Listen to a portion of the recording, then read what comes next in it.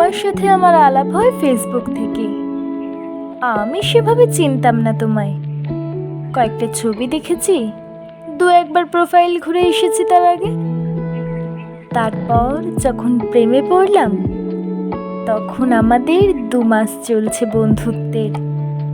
যদি বোঝাতেই হয়, গোটা 5 প্রোফাইল পিকচার, গোটা 10-12 কভার আর প্রায় 100 পোস্ট। এই ছিল আমাদের সম্পর্কের টাইম লাইন। তুমি ছেড়ে গেছো যে কদিন হলো, তারও একটা টাইম লাইন আছে। গোটা 3 প্রোফাইল পিকচার, গোটা 6 কভার, ধরে নাও গোটা 50 পোস্ট। কি অদ্ভুত ভালোবাসা ছিল আমাদের। ছেড়ে যাওয়া, থেকে যাওয়ার টাইম লাইন সব রকম পাল্টে যায়। তারপর যেদিন আমি তোমার ব্লগ লিস্টে যাই, সেদিন থেকে কত লেখা লিখেছি, কত পোস্ট শেয়ার করেছি। তুমি হয়তো দেখোইনি, বা দেখেছো হয়তো বন্ধুদের প্রোফাইল থেকে।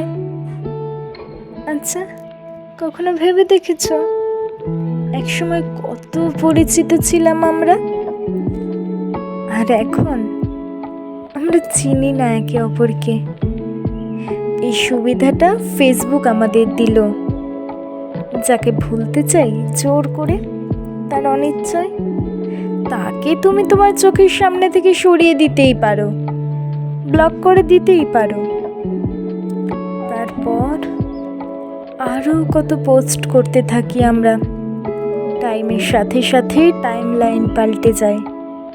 কিন্তু ভেবে দেখেছো কি, একসময় তুমি যাকে চাইলে নির্দ্বিধায়, তাকে এমন পর্যায়ে ঠেলে দিলে আর কোনো দিন কথা হবে না।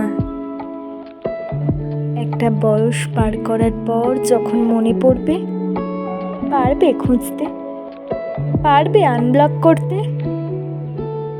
যখন লগ ইন বা লগ আউট করার ক্ষমতা, সামর্থ্য আর থাকবে না, একটা বয়স মনে করার পর মনে থাকবে আনব্লক করার কথা।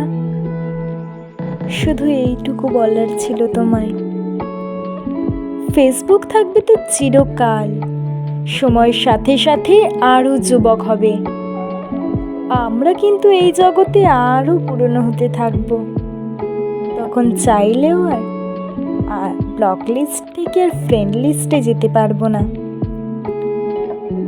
জীবন এরকমই, ছেড়ে যাও যদি তুমি চাও, থেকে যাও যদি তুমি চাও, ভুলে যাও যদি তুমি চাও। মনে যদি থাকে, মনে থাকবে।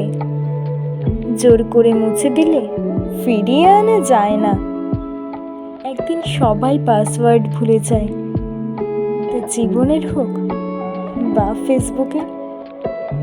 তখন কিন্তু চাইলেও আর ফিরিয়ে আনা যায় না।